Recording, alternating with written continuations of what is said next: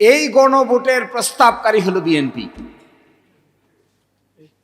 এই গণভোটের প্রকাশ্য আরেকটা গোপন কথা কিছুটা হলেও ইঙ্গিতে বলে যায়, যখন ডেডলক হয়ে গেল যে বাস্তবায়ন প্রক্রিয়া কি হবে, কেউ কোনো রাস্তা বাইর করতে পারে না, তখন মিটিং বিরতি হইল।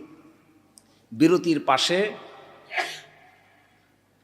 একটা নিকোটিন খাওয়ার জায়গা ছিল, ওই জায়গার ভিতরে অনেকেই গিয়া বুদ্ধি বাইর করতে না পারে ওইটা খাওয়া শুরু করলেন।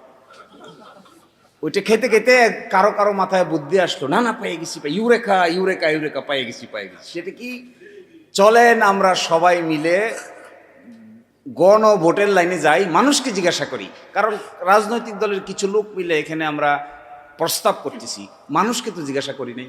তখন অন্যরা বললে আচ্ছা কথা তো ঠিক, মানুষকে তো জিজ্ঞাসা করা হয়নি, তো মানুষকে জিজ্ঞাসা করা কি হবে, কিভাবে?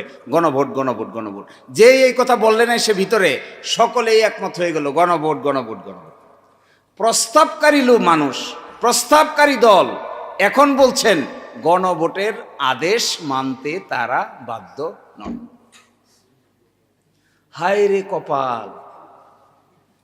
তখন এই প্রশ্ন আসছিল যে এই প্রস্তাবকারী দল যে গণভোট, তখন আসছিল একজনের প্রশ্ন করছে হাত তুলে, আমার মনে হয় যদ্দূর মনে পড়ে, মানুষটার নাম আমি বলতে চাচ্ছি না এখানে, তিনিও রাষ্ট্র সংস্কার আন্দোলনের ওয়ান অব দি গুরুত্বপূর্ণ লোক ছিলেন, সরকারের মন্ত্রী হয়েছেন।